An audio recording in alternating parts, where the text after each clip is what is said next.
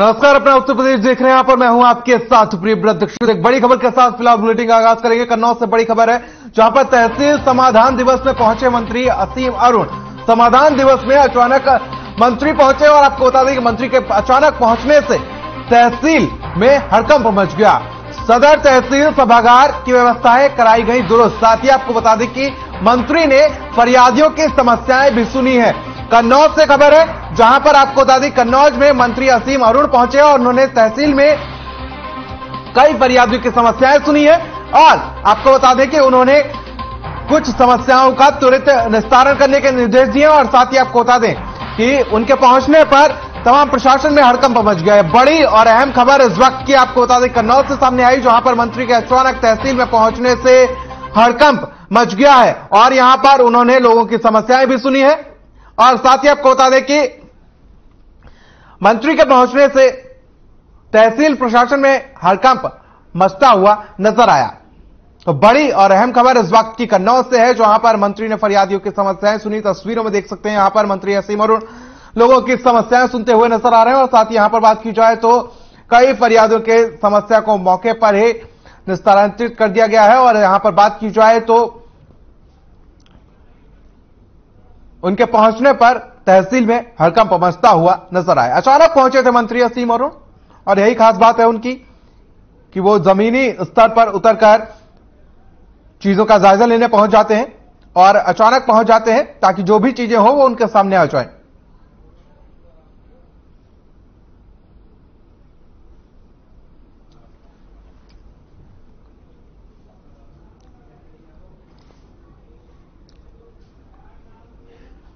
चलिए खबरों में आगे बढ़ेंगे। लखनऊ में रईसजादों को खुलेआम बर्थडे पार्टी कर गंदगी फैलाना महंगा पड़ गया है। 1090 चौराहे पर रईसजादों ने बर्थडे का जश्न मनाते हुए सड़क पर गंदगी फैलाई और सड़क पर केक फैलाकर हुल्लाड़ मचाकर आपको बता दें कि जश्न मना रहे थे। इसी दौरान जिसके बाद गौतमपल्ली पुलिस ने रईसजादों को सख्त हिदायत देते हुए सड़क की सफाई भी करवाई है और पुलिस ने सड़क पर फैली गंदगी को रईसजादों से साफ करवाया और इसके साथ ही पैसों का सही तरीके से उपयोग करने की नसीहत भी दी है। एसएचओ गौतमपल्ली सुधीर कुमार अवस्थी ने रईसजादों को यह सबक सिखाया है। देख सकते हैं किस तरीके से कुछ रईसजादे लखनऊ की सड़कों पर हुड़दंग मचाते हुए अपना बर्थडे सेलिब्रेट कर रहे थे, तो वहीं जिस पर नजर जो है वो एसएचओ की पड़ी और उन्होंने इन्हीं रईसजादों से फिर इन्हीं की हुई गंदगी को साफ करवाया और साथ ही उन्हें नसीहत भी दी कि अगर आपके पैसे हैं तो उनका सही ढंग से उपयोग करें। तो लखनऊ से इस वक्त की बड़ी खबर सामने आ रही, जहां पर पुलिस कमिश्नरेट से 6 और ग्रामीण थाने जुड़ गए हैं। प्रमुख सचिव गृह संजय प्रसाद ने आदेश जारी किया है। अब लखनऊ पुलिस कमिश्नरेट की बात कर ली जाए, कुल 52 थाने इसमें जोड़े गए हैं। योगी कैबिनेट बैठक में प्रस्ताव पास किया गया था और साथ ही प्रमुख सचिव गृह संजय प्रसाद ने अधिसूचना भी जारी की थी। तो बात की जाए तो लखनऊ कमिश्नरेट में 6 और नए थाने जोड़े गए हैं, जिसके बाद अगर टोटल बात की जाए तो 52 थाने इसमें आते हैं और यह आदेश जारी किया गया था और उसके बाद आपको बता दें कि 6 और थानों को लखनऊ पुलिस कमिश्नरेट में जोड़ दिया गया है। बड़ी और अहम खबर इस वक्त की आपको बता दें कि लखनऊ पुलिस कमिश्नरेट में 6 ग्रामीण थाने जोड़ दिए गए हैं। 52 थाने अब टोटल हो गए हैं और 6 और ग्रामीण थानों को जोड़कर टोटल संख्या जो है वो लखनऊ पुलिस कमिश्नरेट की अब 52 हो गई है।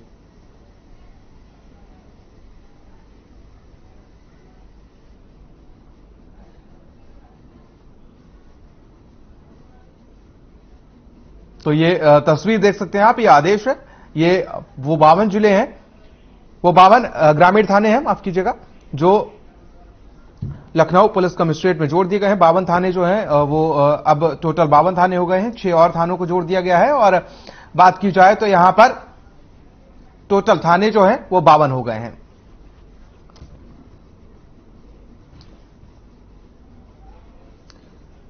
तो बुलंदशहर से बड़ी खबर सामने आ रही, जहां पर देशी शराब से भरा 10 टायरा ट्रक पलट गया है। ग्रामीणों की भीड़ जुटी है और 300 शराब की पेटी लूटकर ग्रामीण फरार हुए। आबकारी विभाग ने सीओ ने सर्च अभियान चलाया और सर्च अभियान चलाकर शराब को बरामद करने में फिलहाल जुटे हुए हैं। कई महिलाओं को भी पुलिस ने हिरासत में इस दौरान लिया है।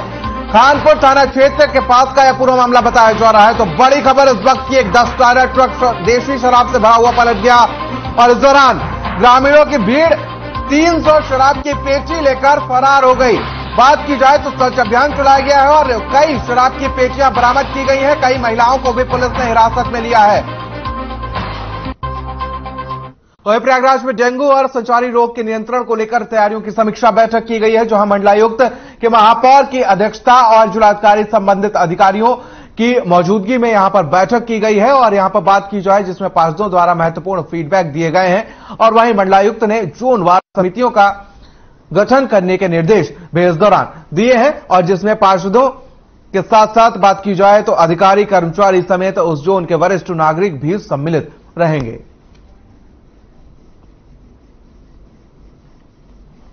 तो जिले में डेंगू को लेकर समीक्षा बैठक की गई है और महापौर की अध्यक्षता में बैठक हुई है। और आपको बता दें कि डेंगू को लेकर यहां पर समीक्षा बैठक की गई है, जिसमें जिले के आला अधिकारी भी मौजूद रहे और यहां पर एक गोष्ठी का गठन किया गया है।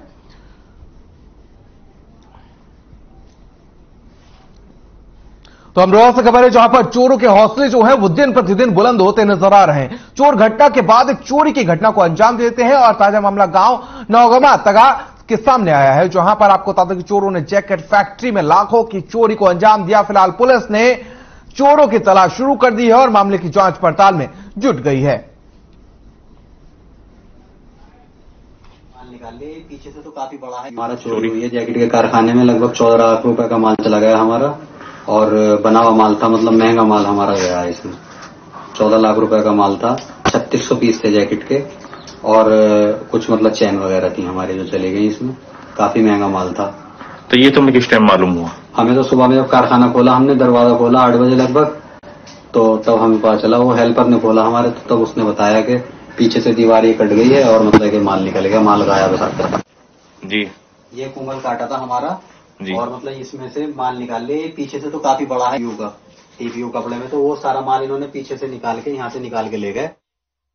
तो बुलंदशहर से इस वक्त की बड़ी खबर सामने आ रही है, जहां पर पुलिस और लुटेरों के बीच मुठभेड़ देखने को मिली है। पुलिस की गोली लगने से एक लुटेरा घायल भी बताया जा रहा है। लुटेरे की ने पुलिस पर फायरिंग की थी और क्रॉस फायरिंग में एक लुटेरे को गोली लगी है। रिजवान नाम का लुटेरा गिरफ्तार हुआ है। नकदी, तमंचा, बाइक और खोखे बरामद किए गए हैं। रिजवान का साथी भागने में कामयाब रहा है। लुटेरे रिजवान पर 19 मुकदमे दर्ज है। बड़ी और अहम खबर इस वक्त की बुलंदशहर से, जहां पर पुलिस और लुटेरे के बीच मुठभेड़ देखने को मिली है और पुलिस की गोली लगने से एक लुटेरा घायल हुआ है, तो वहीं उसका साथी फरार बताया जा रहा है। क्रॉस फायरिंग में लुटेरे को एक गोली लगी है। पहले लुटेरे ने पुलिस पर फायरिंग झोंकी और उसके बाद जवाबी कार्रवाई करते हुए पुलिस ने भी लुटेरे पर फायर झोंक दिया। चलिए लखनऊ से अगली बड़ी खबर है, जहां पर आपको बता दें कोतवाली आलमबाग के गढ़ी कनौरा चौकी के पास थाना तालकटोरा क्षेत्र के अंतर्गत शिव मंदिर के कब्जे को लेकर क्षेत्र की जनता धरना पर बैठ गई है। और आपको बता दें पुल निर्माण को लेकर मंदिर का कार्य रोका गया था और आज पुनः मंदिर का कार्य शुरू करने पर एक निजी कंपनी के मालिक ने कार्य को रोक दिया। और मंदिर की जमीन की बगल में निजी कंपनी के मालिक का प्लॉट है और पुल बनाने वालों ने मंदिर की जगह छोड़कर पुल का निर्माण कराया, लेकिन एक निजी कंपनी अपना खेत निकालने को लेकर मंदिर निर्माण का कार्य रोक दिया गया है, जिसे लेकर क्षेत्र की जनता में आक्रोश देखा जा रहा है। तो वहीं बात की जाए तो वो इसको लेकर नारेबाजी करते हुए और धरना प्रदर्शन करते हुए नजर आ रहे हैं। तो फर्ज होगी ना, यूं आगे ये तो फर्ज है ना, ये तो खुद देखो, ये तो फर्ज है। ये तो करोगे तो न्यू कहाँ है? आगे फर्ज दिखनी चाहिए। न्यू कहाँ है? न्यू ये है ना, न्यू और क्या? तो फर्ज दिख रही ना। रुको भैया, रुको, बात कर लें दो पहले। चलिए बलरामपुर से अगली बड़ी खबर है, जहां पर बलरामपुर में चंदा बांध का काम प्रशासन ने शुरू करवा दिया है और बताया जा रहा है कि ग्रामीणों ने बांध के निर्माण को रोक दिया है। और जानकारी के मुताबिक आपको बता दें ग्रामीण बांध में जा रही जमीन के मुआवजे की मांग कर रहे हैं और इसके साथ ही राप्ती नदी के बहने की दिशा बदलने की भी मांग कर रहे हैं। और बता दें कि कुछ ही दूरी पर पहले प्रशासन ने राप्ती नदी का बहाव की दिशा बदलने का प्रयास किया था, लेकिन प्रशासन का राप्ती नदी के बहाव की दिशा बदलने का प्रयास फेल हो गया था। वहीं चंदापुर बांध कटने से सैकड़ों गांव प्रभावित हुए हैं। तो वहीं बात की जाए तो फिलहाल राप्ती नदी के पास बाढ़ से बचने के लिए बांध बांधा गया था। पूरा मामला बलरामपुर जिले के श्रीदत्तगंज विकासखंड के चंदापुर गांव का बताया जा रहा है।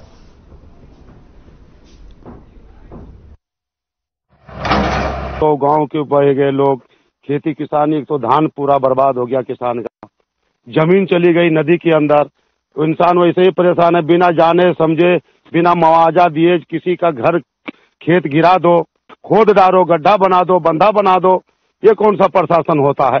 प्रशासन को तो ये उम्मीद रखना चाहिए कि भाई किसान को बुला करके मैं उनको बोलूं कि भाई तुम्हारा जो मुआवजा है, गरीब किसान का खेत है वो ले लो, पैसा हमको जमीन दो, हम अपना बंधा बांध देते हैं आपके बचाव के लिए।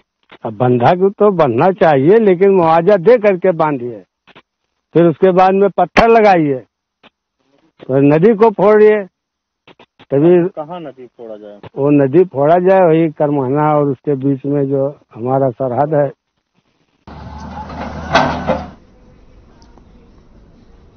गन्नौर से खबर है जहां पर युवक की चाकू से गोदकर हत्या कर दी है। दोस्तों के साथ पार्टी कर रहा था युवक, और आपको बता दें कि सुबह परिजनों को खून से लथपथ मिला युवक का शव। ठठिया थाना क्षेत्र के खैर नगर का यह पूरा मामला बताया जा रहा है। मामले की जांच में फिलहाल पुलिस जुटी हुई है। तो बड़ी और अहम खबर इस वक्त की आपको बता दें कि जहां पर एक युवक का शव मिला है और युवक पार्टी करने गया था, तो वहीं सुबह परिजनों को युवक की खून से लथपथ लाश मिली है। बड़ी और अहम खबर कन्नौज से, जहां पर युवक की चाकू से गोदकर हत्या कर दी गई और दोस्तों के साथ पार्टी कर रहा था, और इस दौरान सुबह परिजनों को खून से लथपथ युवक का शव मिला है। ठठिया थाना क्षेत्र के खैर नगर का यह पूरा मामला बताया जा रहा है। तो वहीं मामले की जांच पड़ताल में फिलहाल पुलिस टीम जुटी हुई है। बड़ी और अहम खबर इस वक्त की कन्नौज से, जहां पर युवक की चाकू से गोदकर हत्या कर दी गई है और युवक अपने दोस्तों के साथ पार्टी कर रहा था। वही बात की जाए तो सुबह परिजनों को खून से लथपथ युवक की लाश मिली है और ठठिया थाना क्षेत्र की पूरी घटना बताई जा रही है।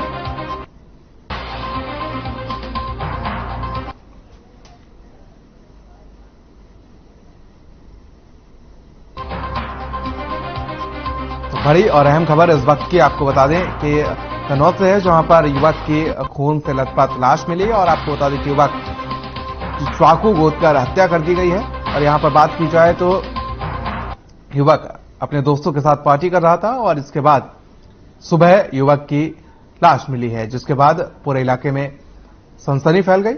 और यहां पर बात की जाए तो पुलिस मामले की जांच पड़ताल में जुटी हुई है।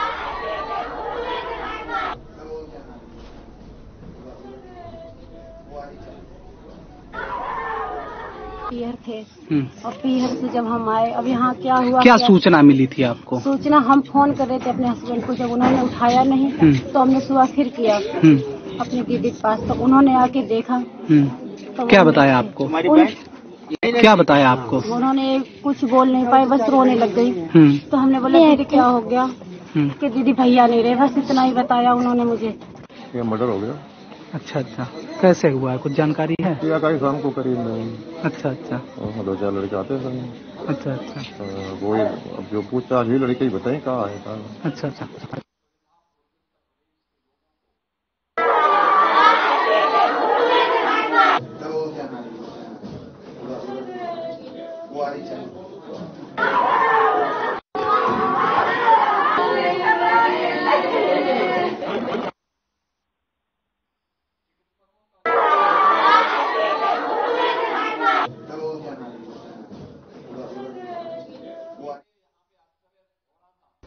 और सीधे लिए चलते हैं आपको गोरखपुर, जहां पर बीआरडी मेडिकल कॉलेज में कार्यक्रम में सीएम योगी आदित्यनाथ मौजूद हैं। सीधे सुनवाते हैं उन्होंने क्या कुछ कहा। 50 साल के बाद भी उनके अंदर जो जवानी दिखाई दे रही है,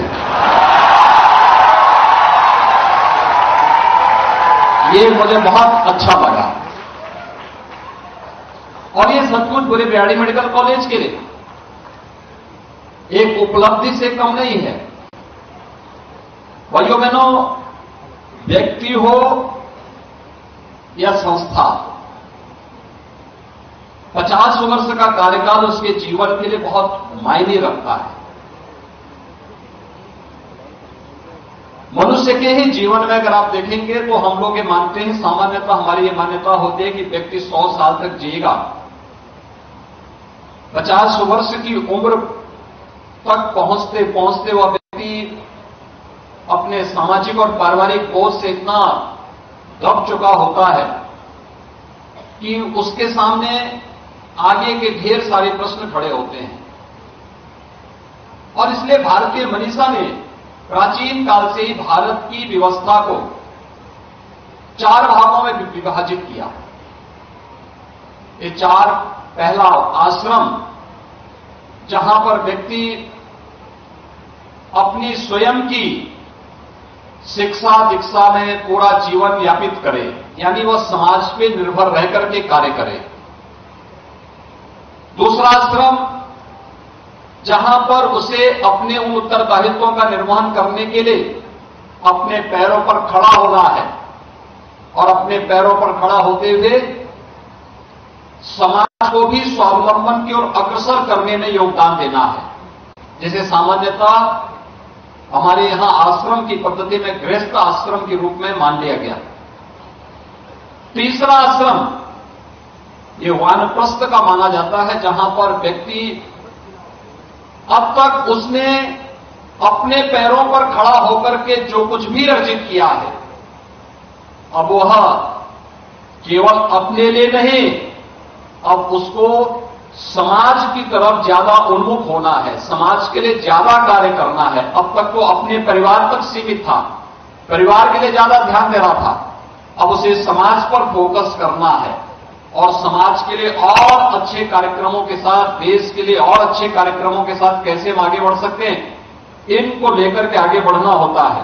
और चतुर्थ आश्रम, जिसे सामान्यतः संन्यास आश्रम के मान लिया जाता है, जिसका मतलब अपना कुछ भी नहीं, सब कुछ समाज का है, राष्ट्र का है और उसके लिए पूरी समर्पित भाव के साथ कार्य करना है। और बीआरडी मेडिकल कॉलेज के लिए तीसरा आश्रम प्रारंभ हुआ है, यानी अब तक बीआरडी मेडिकल कॉलेज हमारे सामने चैलेंज था।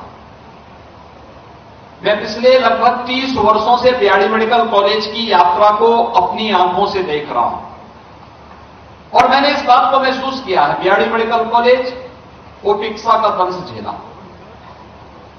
यहां पर अस्तित्व का संकट भी खड़ा हुआ और एक समय तो ऐसा लगा मुझे कि हम लोग ये मानते थे कि अगर वास्तव में मेडिकल कॉलेज के यहां पर पहिए होते तो ये भी यहां से कहीं शिफ्ट हो गया होता है। लेकिन आज बीआरडी मेडिकल कॉलेज पूर्वी उत्तर प्रदेश के बेहतरीन स्वास्थ्य केंद्र के रूप में उभरा है और अब एक नई स्वस्थ प्रतिस्पर्धा के लिए बीआरडी मेडिकल कॉलेज को तैयार होना है और इसमें पुरातन और नवीन का बेहतरीन संगम इस स्वर्ण जयंती वर्ष के अवसर पर हम सबको यहां पर देखने को मिलना चाहिए।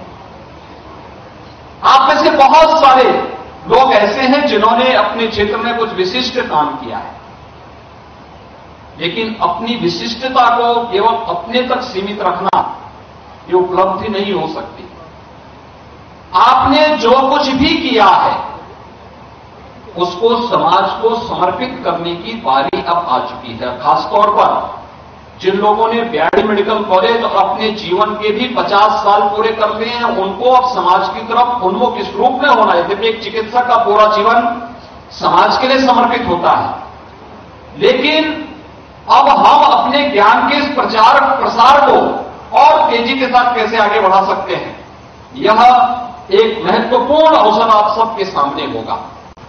आज चिकित्सा स्वास्थ्य के क्षेत्र में देश और दुनिया के अंदर बहुत कुछ नया हुआ है और नयापन जो देखने को मिल रहा है, इस सदी की सबसे बड़ी महामारी को हम सबने झेला है, देखा है, नजदीक से देखा है, महसूस किया है।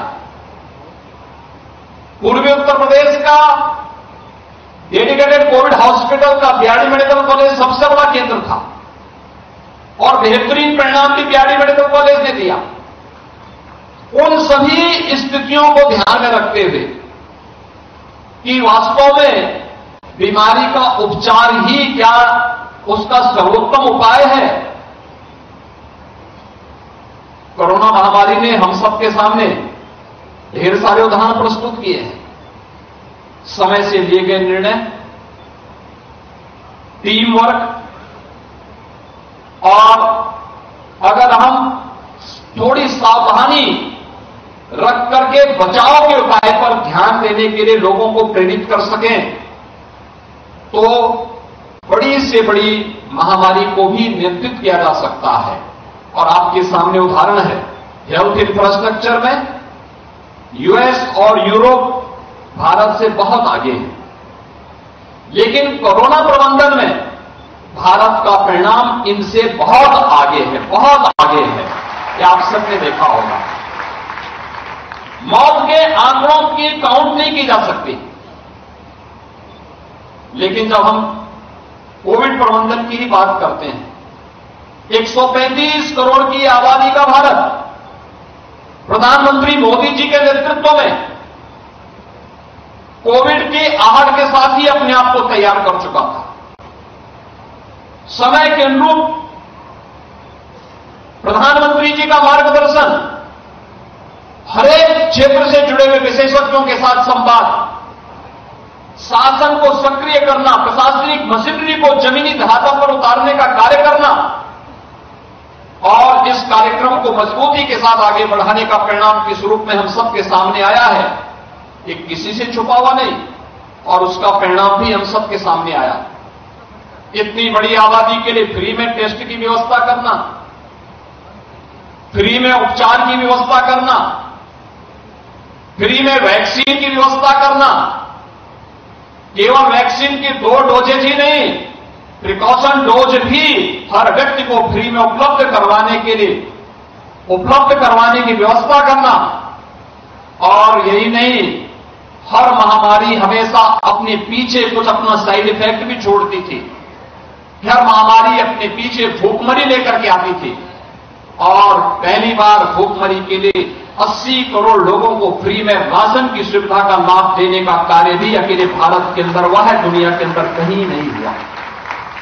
हम लोग भी इस लड़ाई में प्रधानमंत्री जी के मार्गदर्शन में लगातार कार्य करते रहे, और लगातार कार्य करते हुए हम लोगों ने इस बात को महसूस किया कि समय से लिए गए निर्णय का परिणाम किस रूप में आगे बढ़ सकता है। और पहली बार हुआ है, खासतौर पर बीआरडी मेडिकल कॉलेज से जुड़े हुए जो चिकित्सक हैं, जिन्होंने यहां से डिग्री प्राप्त की है या जो यहां पर वर्तमान में कार्यरत हैं, उनको भी मैं कहना चाहूंगा कि आप देख सकते हैं, इंसेफ्लाइटिस यहां 1977-78 में आया था।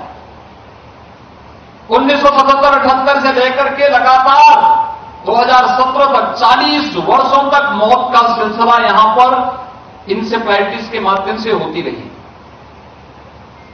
इंसेफ्लाइटिस का वैक्सीन जापान में 1905 में आ चुका था, और गोरखपुर पहुंचने में इसे 100 साल लगे हैं। 2005 में इंसेफ्लाइटिस का वैक्सीन गोरखपुर पहुंचा है, लेकिन कोरोना महामारी के दौरान वैक्सीन, स्वदेशी वैक्सीन, एक नहीं 2 वैक्सीन भारत को मात्र 9 महीने के अंदर प्राप्त हो चुके थे। यानी समय से ले गए निर्णय, एक संवेदनशील व्यवहार और विशेषज्ञों की टीम के साथ संवाद का परिणाम किस रूप में सामने आ सकता है, यह कोरोना प्रबंधन हम सबके सामने देखने को मिलता है। और यही परिणाम, यही कारण रहा है कि हेल्थ इंफ्रास्ट्रक्चर में हो सकता है कि अमेरिका और यूरोप हमसे अच्छा रहा हो, लेकिन कोरोना से होने वाली मौतों के आंकड़ों को अगर आप देखेंगे तो अमेरिका की आबादी भारत की आबादी की 1/4 है, लेकिन अमेरिका में कोरोना से मौतें भारत से दुगनी हुई हैं। यूरोप में भी इसी प्रकार के आंकड़े सामने, चौंकाने वाले आंकड़े देखने को मिलते हैं। और इसलिए आप सभी इस फील्ड के विशेषज्ञ हैं, मैं आप सबसे इस बारे में कहना चाहूंगा, हमें कोरोना प्रबंधन से बहुत कुछ सीखने को मिलता है, और हमें हमेशा इस बात को ध्यान में रखना होगा कि कौन से ऐसे पक्ष थे जो हमारे अच्छे थे, जो कोरोना प्रबंधन को भारत को दुनिया के अंदर एक मॉडल के रूप में प्रस्तुत करने में जिससे मदद मिली, और उसे हम दैनिक जीवन में भी किस रूप में ले सकते हैं, यह इसका एक माध्यम बनेगा। दूसरा, 1200 से 1500 के आसपास यहां पर बीआरडी मेडिकल कॉलेज से पास आउट जो छात्र रहे हैं, वे जीवन के प्रत्येक क्षेत्र में कार्य कर रहे हैं, और आज इस कार्यक्रम में अपने कॉलेज के स्वर्ण जयंती समारोह के साक्षी बनने जा रहे हैं। तो आप सुन रहे थे यूपी के मुखिया योगी आदित्यनाथ को, जो गोरखपुर के बीआईडी मेडिकल कॉलेज से जनता को संबोधित कर रहे थे। तो फिलहाल मेरे साथ इस बुलेटिन में इतना ही। मुझे दीजिए इजाजत। नमस्कार।